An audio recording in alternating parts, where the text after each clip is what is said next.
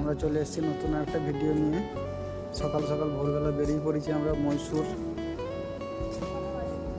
এখন বাজে ভোর 4টে। বাবুকে দেখাও। আমরা এখন বাড়ির থেকে বেরোচ্ছি।